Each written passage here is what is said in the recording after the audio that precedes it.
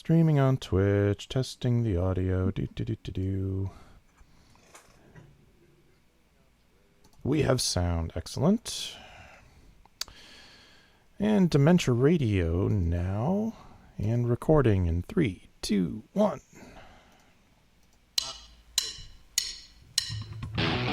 Recorded live on DementiaRadio.org, it's the Funny Music Podcast. Brought to you by FuMP.com, where you can download new free comedy songs twice a week. Now, here's your hosts, Devo Spice and the great Luke Ski. Hey, Devo Spice. Hey, Luke Ski. We have Kobi LaCroix in the house. Hi. Hey, Kobi. Welcome to the show. Hey. Welcome to episode 651 of the Funny Music Podcast for Thursday, December 8th, 2022. The title of this week's episode is A Curvy Amount, and your job is to work that into our conversations somehow. And I will put that in the chat so we can refer to it. All right. Sorry for the late start this evening. I had to go pick up my son from swim practice. And it was like, oh, he should be done by 8:30. And my wife said, go pick him up at 8:45. So I got there at 8:45. And then like 25 after 9, he comes wandering out of the Y. So here we are. So nothing I can do. Sorry about that, folks. But anyway, let's do this. Let's get caught up with what Devo and Luke have been up to since last week. Or else Devo, if Luke bailed and didn't show up. Hey, what? Oh, he's right. So, Luke, what you been up to? Well, let me just look at my calendar and remind myself what the heck I've been up to.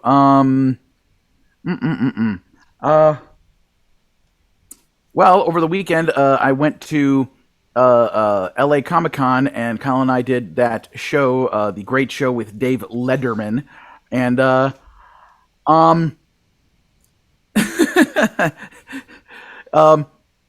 yeah, the number of people in the audience that weren't directly involved with making the show happen was probably less than 10, and it was a situation where as the more I thought it was going to be a thing where I just show up and do my thing, and then it turned into he wanted me and Kyle to like perform like back and forth as if we're doing some kind of battle of the bands thing, which doesn't really make sense, and it also gave me less stage time. And then in trying to prepare for all of that, I realized like, oh, he doesn't have a plan for how the sound is going to work because he was talking about everything running on backing track CDs, and I'm like, okay, so I'm going to put all this stuff on my laptop, so tell me what other audio is needed, and I'll put it all on the laptop in a playlist in order of how we're using it. So I ended up running sound too, and then the people in the panel before us, we thought we were going to be getting in there like somewhere between like 4:30 and 4:50, and for a show that starts at 5, and they ended their panel at about like 5:02, and then we were trying to get the laptop to play over their sound system, and we couldn't figure out how to make it work for like 10 minutes, and we were really stressing about it because the show was running late. And then somebody from the convention center shows up and is like, and we're like, yeah, we're trying to get this thing to play, and he just goes like, oh, and walks over to the back where the equipment is and like lifts the fader up, and suddenly we can hear the music. It's like, where were you 10 minutes ago? So we did the show. Kyle and I got goofy. Kyle's idea was to make it the not battle of the not bands, so that in between the songs we were like basically yelling compliments at each other. So, and we ended with Where It's At, Can I Get a Booyah, of us like kind of going back and forth because that's how the guy running the show wanted us to end, because he saw them do it at one of the other live shows we've done. So yeah, it was a thing. But it got me a free badge into Comic-Con so that I could, wander around, and I picked up, I got to show you, I picked a piece of artwork by my friend Brianna, which is really cool, but something I didn't even know was released. To go with the other action figures I have Spider Noir. So now I have every character from Spider-Verse's. Well, technically, I don't have the original Peter that dies at the beginning, but but I have all the other ones except for they haven't made one yet for Penny Parker. So I'm hoping and assuming they're gonna release her at some point. Cool. I got to get the rest of those. I still her. only have a couple of them. Yeah, I hope they also release her with SPDR, like in a big box. My fear is that they're going to make SPDR the build a character, so you have to buy all 8 or 9 figures in one run to get all the parts you need for SPDR. So yeah. I hope they don't do that, but yeah, and I even sold a couple of CDs there. Speaking of selling CDs, I sold all of the I did my whole Black Friday sale and finished that up, and I sold nearly all of the remaining CD stock I had of Greatest Hits Volume 2, and I sold all of the remaining CDs I had for Be Amused by Me. In fact, the last Be Amused by Me was bought by somebody at that ComicCon show. So my total physical media stock for CDs is down to 2 copies of Greatest Hits Volume 2. So this is even more motivation for me to, make sure I have a new album finished by the time MarsCon happens, so I actually have something to sell. I also intend to, ask around, at some point when I have a few minutes, I'm going to go on my social media and ask my fans, what other types of merch would they be interested in getting from me, just so I can figure out other things I can have for sale at MarsCon and other places, just because... obviously I can put the new album out on CD and I could make a new updated version of my USB drive that has all of my music on it. But beyond that, I'm not really sure what people would want from me because, in my mind, I just kind of feel do people want stickers of mine? Do they want buttons? Do they want, it's like t-shirts are too prohibitively expensive for me to make a go of that unless I do that as a specific pre-orders for people. It's not really a good make a bunch of them and bring it to a convention thing because you have to make way more shirts than is easy to travel with, and the chances of you having, the right size for everybody who wants a shirt is, not always the best. So, So I'm going to start asking people, one thing I've thought of is just looking at all the artists at Artist Alley at conventions is making not a comic book in the sense that it would be a story, but something that's basically a printed comic book type of book that just basically has a whole lot of my artwork in it or something. That's an idea. And also doing I want to do like I did for Bonnie Gordon when I drew all of her Magiswords characters so that she could print that up and sign it at conventions. I want to draw all of my Magiswords characters and have that. So that's another thing. I've been involved in that storyboarding class, and I have another animatic for DA Games I gotta finish, and I sent off the list of tracks to Bryn to start editing for the MarsCon fundraiser album for this coming year. So hopefully that will be released before Christmas. Along with I also emailed a bunch of different acts, the majority of which have either not been to MarsCon before or not been to MarsCon in several years. And basically said, hey, do you want to come out and perform at MarsCon? And so I am hopefully going to get, those people figured out and get the rest of the lineup figured out by the time we have the fundraiser done so that I can make my big official announcement of the full lineup of who's all going to be at MarsCon. So everybody stay tuned for that. I think that's about all of my news. What have you been up to, Devo Spice? Well, I got COVID. Boo. Yeah. Last Friday, I got brutally sick, and I knew it was coming, too, because if you remember last week, I talked about the show I went to in Ithaca, and on the way back, I met up with a friend of mine and hung out with her for a while. Well, on Thursday, she texted me and told me that she was sick and had tested positive for COVID, and I was like, well... We spent about an hour in a nightclub shouting in each other's faces to be heard over the music. There's no way I'm avoiding this. So sure enough, Friday, I started feeling sick right around lunchtime. And by 8-9 o'clock at night, I was just dying. It was brutal. Mostly because it triggered a migraine too. So I had 101 fever and all the regular COVID symptoms and a migraine. So I was nauseous and vomiting and pain and everything. So Friday night sucked. Saturday morning was when I finally tested positive, but by Saturday morning I actually felt better. I was just tired and congested, and I've been getting better as the day goes, as the week goes on. I'm still testing positive as of this morning, but I feel fine other than just some lingering congestion and, still a little more tired than usual. But I've been basically holed up in my basement for the past week. I've been sleeping on the couch down here, not going out, not doing anything. Jen's been driving the kids around up until, yesterday, I think, was when I first started, coming out of my hole. Yesterday was day 5 for me. So that's when the CDC says you can go out if you're masked.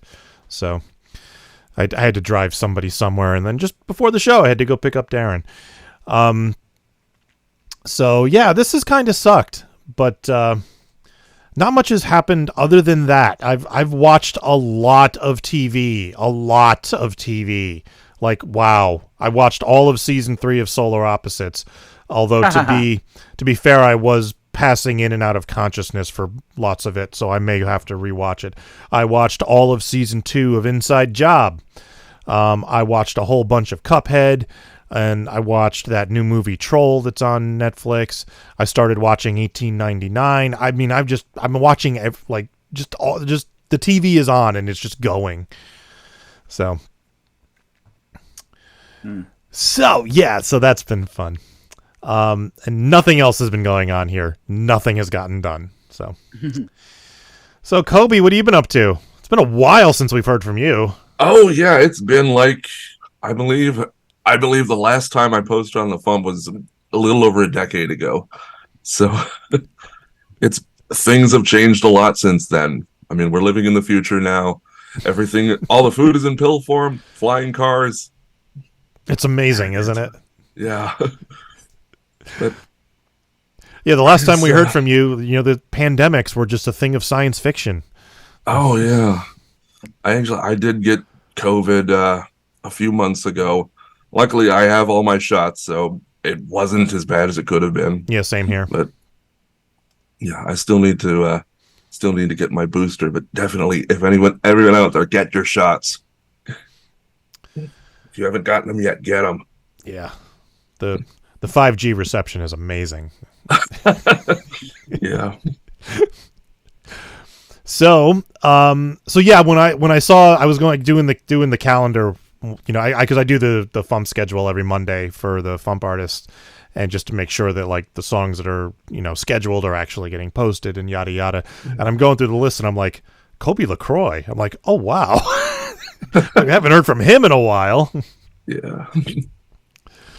So give us a quick intro to the song and we'll give it a listen. So basically, when I released my first comedy EP a decade ago, I can't even remember the title. It's such a long title that it's like Grapefruit Teeth, a compendium of Dixieland tone poems for fiddle and fire hydrant. Chapter 1, Rise of the Hyena People. And I thought, okay, Rise of the Hyena People, that's got to be a song eventually. And it took about a decade, but yeah, eventually I did it. And I put it out on Bandcamp just in time for Halloween. I wanted to get it on the FuMP in time for Halloween, but like everyone had a Halloween song out and I didn't want to push the issue. But it was like, okay, well, it's not strictly a Halloween song, so I guess we can put it out in December. It's fine. So yeah. All right, here is Rise of the Hyena People by Kobi LaCroix.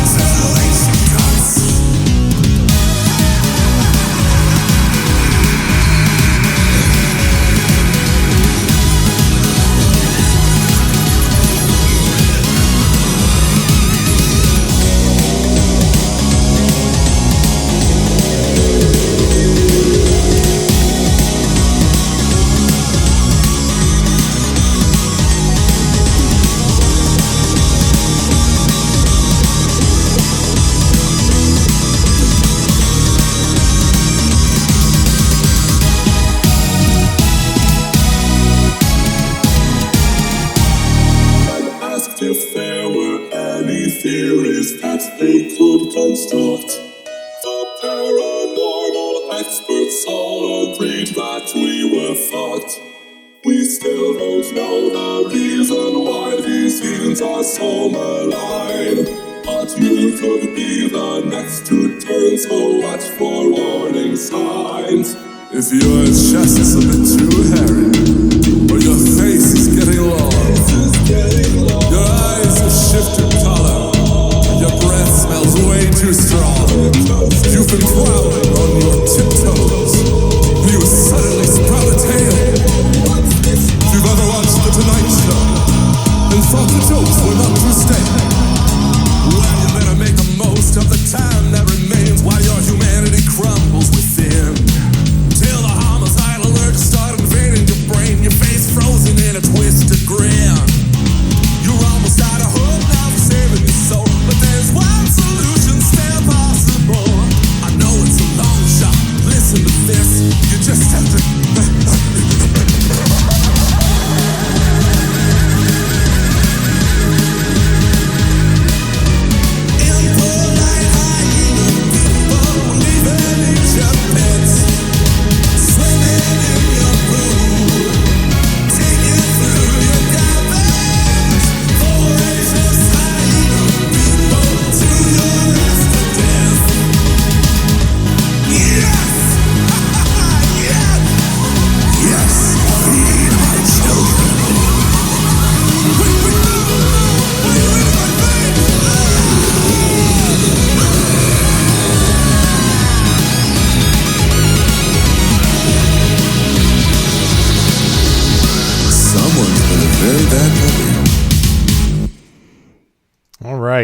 So tell us about the Hyena people.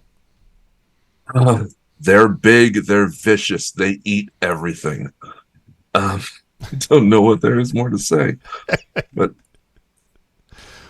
they look a bit like creatures. Well, the artwork that you drew, which is amazing, by the way. They kind of look like some of these creatures from the classic Doctor Who. There were these cheetah people and the Seventh Doctor episode that kind of look like what you drew. Yeah. And I saw that someone commented, "Oh, it's a song about gnolls." I was like, "Oh, I forgot those were a thing."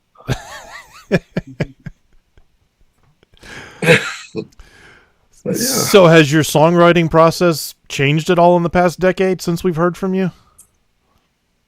I mean, it has a little bit. I think I approach like comedy music a little bit differently now, whereas like before, I think I was trying to just pile on as many jokes as I could, but I think now I'm trying something where it's more like the existence of the song itself is the joke. Mm-hmm.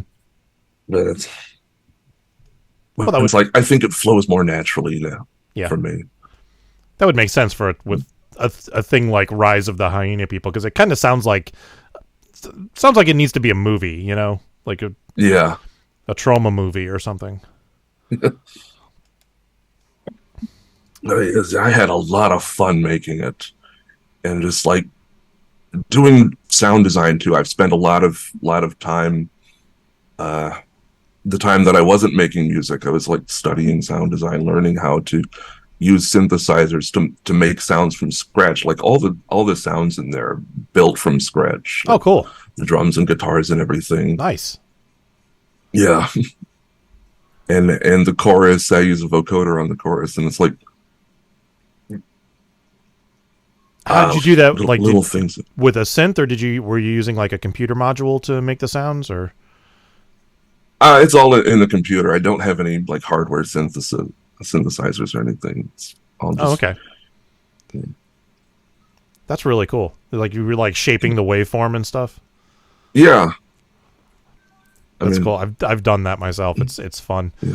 It's mostly like I was like, oh, that's how they make Atari sound effects. Oh, okay. Yeah. Oh, you're looking for a curvy amount of something. There you go. There we go.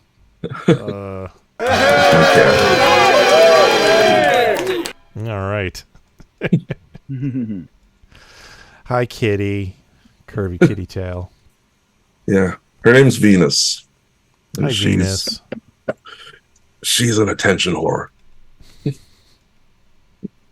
Well, then she'll fit in perfectly here. Absolutely. That's been the hardest part of the COVID quarantine, actually, is that I've been in the basement and my dogs have not. So I've been away from my dogs for the week, for the most part. I have been taking them for walks, a couple of times a day, but it's not the same. So, anyway. So this was not part of your album. Are you planning to make... But it was titled part of the album... Are you planning to make like a new album with this on it or something? I'm confused. I don't know. I don't know. I do have some other ideas for songs that I might just put out one at a time as singles, or I might make an album of them. I don't know. It's really up in the air right now. I feel like if I make a big plan, I feel like that's too much pressure on me. I did announce an album on the I think it was the April Fool's newsletter, because I thought, well, if it's an April Fool's if it's an April Fool's announcement, then I'm not obligated to actually do it. Right. But although sometimes we do those. Some of those turn out to be real. We've done a few of those. Those are always fun. Yeah. Get to see how many people actually click on those links. Oh, we sold 7 copies of Inside Jokes of the FuMP Volume 2. Okay. Yeah, I was surprised to find that was real. You weren't the only one.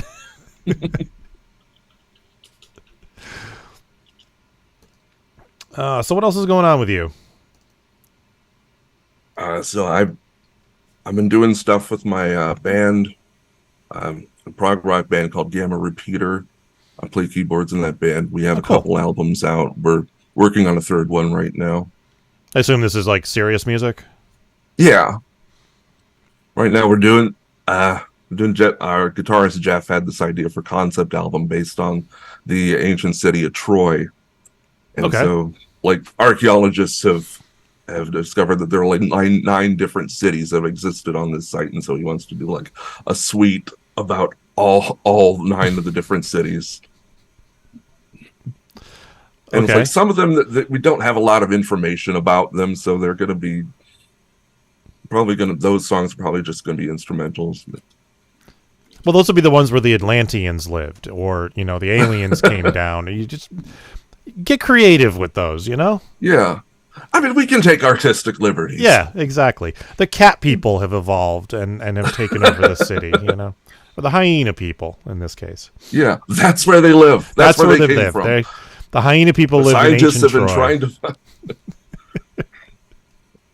That'll be the sequel, where we find out where they came from. Cool. So, yeah, I really liked the artwork that you did for this song. You have a very distinct style for your art, and it's very cool with the cartoony stuff that you do. It's really good stuff. Oh yeah, that's the kind of stuff that I grew up with, back in the 90s. I mean, stuff like Ren and Stimpy and Angry Beavers, Eek the Cat. I'm just naming stuff. I don't even actually know if that stuff influenced me. I'm just naming stuff I remember. But yeah, I always loved your style of artwork, and it's like, and it just occurred to me, we've never had you do a FuMP cover, have we?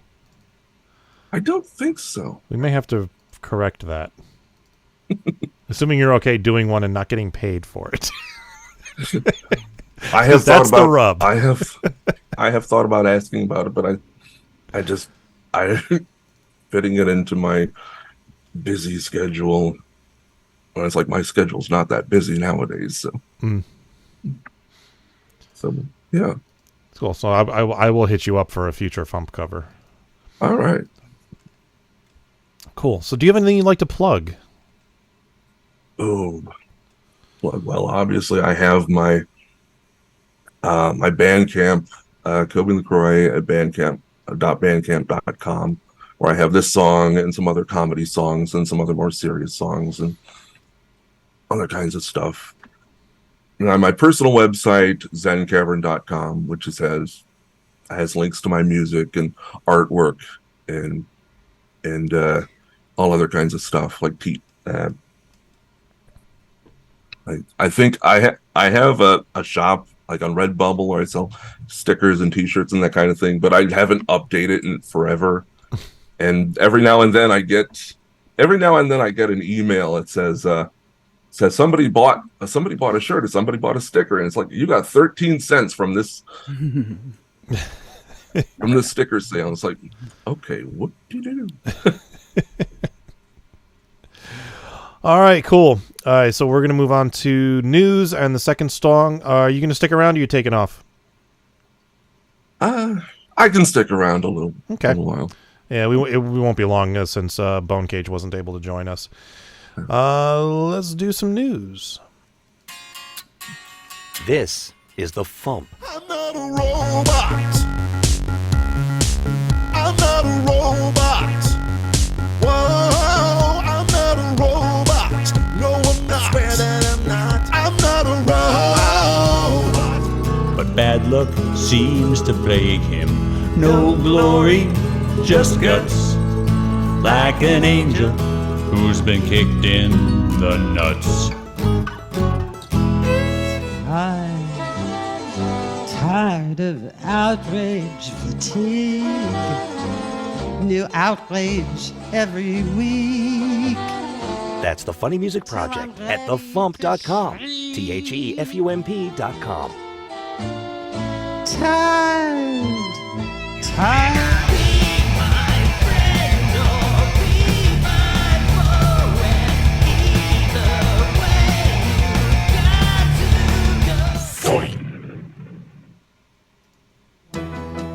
Time for funny music news. Something. In the news, the Reformed Horrors have announced their new album coming out in January. It's called, actually I have a picture of it. It's called Pissin' in the Wind, Songs That Make You Wet. It will be, they say, been working on a new album for over a year now, and it features some of the best female musicians in the country. It was produced by a woman and mastered by a woman. Not that we have anything against men. We love men. We were just astounded to learn that only 2.8% of music producers who are working professionally today are women, and only 7.7% of audio engineers are. We are so proud of the people who helped make this. We can't wait for you to hear it. So the album will be coming out on January 13th. And on that same day, they're going to be having a release party at Dee's Country Cocktail Lounge in Nashville, Tennessee, starting at 7 p.m. Tickets are $10, and funds are going to be raised to help support the Abortion Care Tennessee charity. Okay. The other album is that it? That's Insane Ian's. All right. Insane Ian has a new album out called Mr. Yuletide and Other Holiday Hits. It is a collection of his Christmas songs from the past few years, available digitally at insaneian.bandcamp.com. It is just $7 for the collection. And did that? Yep, there it is. Okay, that's the one I was looking for before. The other new album is A Very Public Domain Christmas by Toily T. Paper. This Toily is the puppet put together by Grant Pachoco, who is huge on TikTok. He's got like 3 million followers. Toily and his friends Lufa, Pasty, and Plungy, and pianist John B. DeHaas are back with a brand new collection of soon-to-be holiday favorites. His last Christmas album, A Very Toily Christmas, cost so much in mechanical license fees. This year he's doing an all-public domain Christmas album, featuring originals and Christmas classics, including Tom Lair's A Christmas Carol. This album is available digitally for $9.99. Has 24 tracks and is available at thetoily.bandcamp.com. All right. You got anything before tour dates? Do tour dates and I'll have something after it. All right.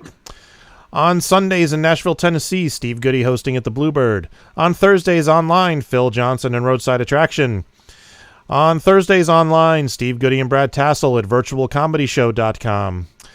On the 9th in Indianapolis, Indiana, Mikey Mason. On the 9th online, Carla Ulbrich. And on the 15th in New York, New York, Carla Ulbrich. All right, Luke, what you got?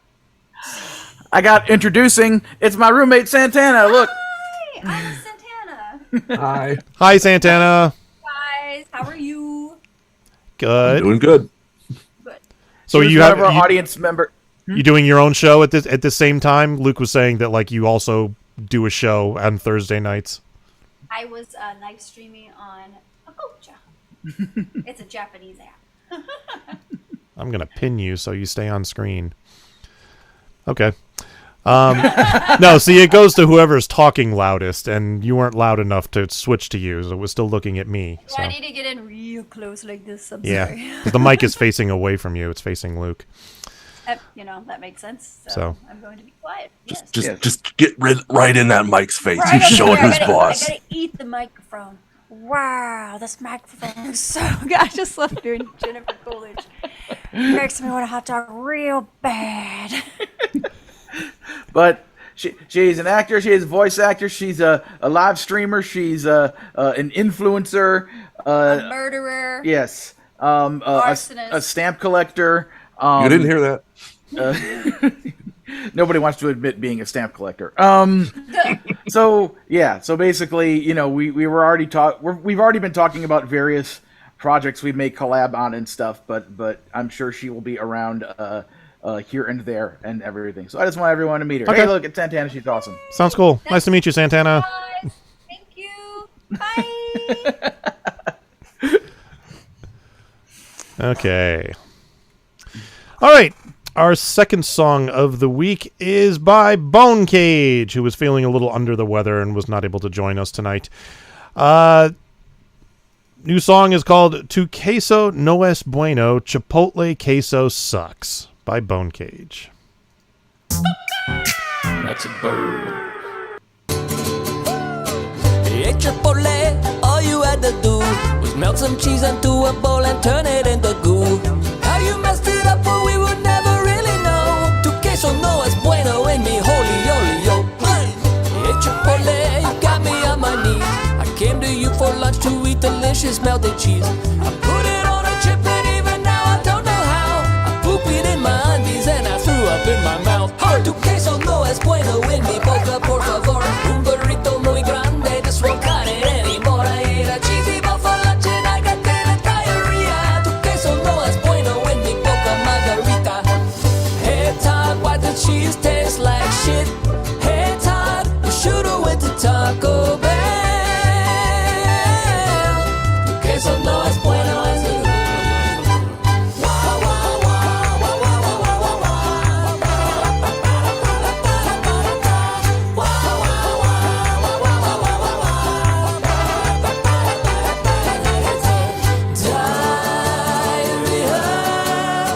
Hey, Chipotle, listen to my words.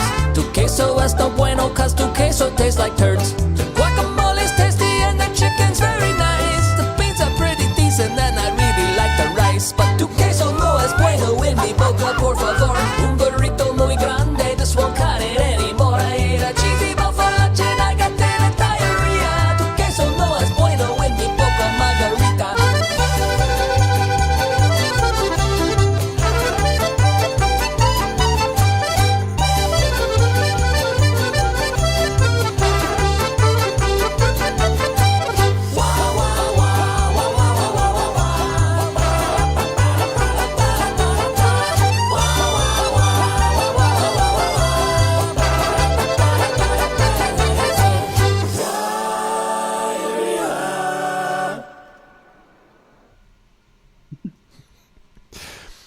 So I don't know for sure, but I get the distinct impression this song is inspired by a true story. And I don't know if you guys have watched the video, but I'm impressed he found so much footage of people pouring queso on their chests. Like, is that a thing that people do regularly? Because it's all over that video. I haven't seen the it's not a video yet, but practice you I've got me heard of, curious. Yeah, it's a whole lot of it was with queso. It's okay. I mean, did he just find those on the internet, or did people send them in? I'm sure they're all like YouTube clips that he just assembled into his video. There's a whole bunch of them. All right. Good to have Bonecage back. Good to have Kobi LaCroix back. Yeah. All right. It's like it's 2012 again. All right, let's do some feedback. Making the internet absolutely ridiculous. Dementia Radio. www.dementiaradio.org. Port 8027. Please hang up and try again. This is the part where there's feedback. Feedback. You know that segment of the show we do about now? Feedback. Feedback.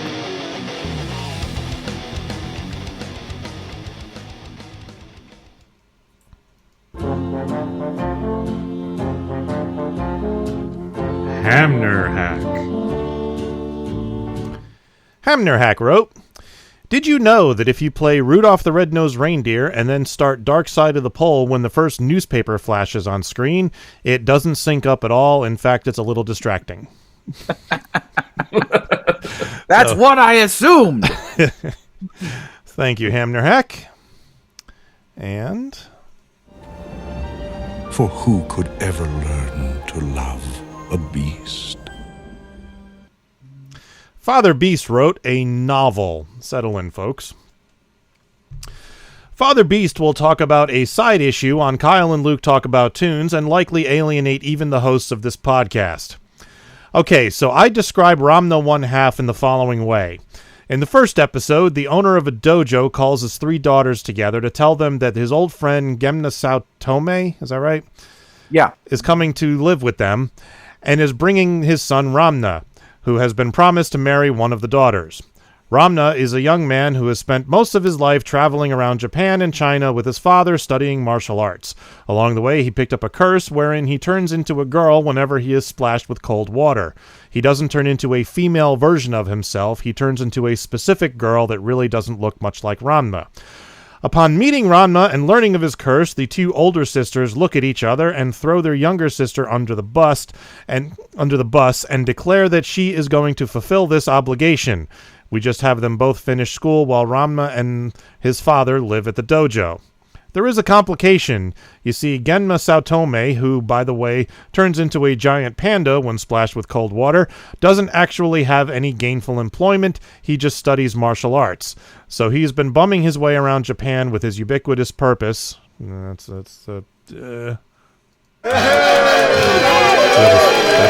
was last week's thing. And caging free stuff like food, lodging, transportation, training, whatever, by promising Ramna in marriage to people's daughters. So when they are living at the dojo, girls start showing up from all over Japan who have been promised to marry Ramna. Hilarity ensues. Now, my family joined me when I checked out Sailor Moon, but they did not join me when watching Ranma 1/2.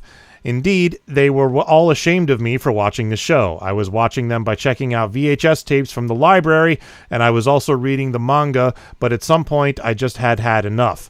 I checked out the last volume of the manga because I had to see how it ended, which is kind of a shame because now I can't remember how it ended. So I'm guessing that Luke will now tell me where I got it wrong and possibly mention why he watched the show.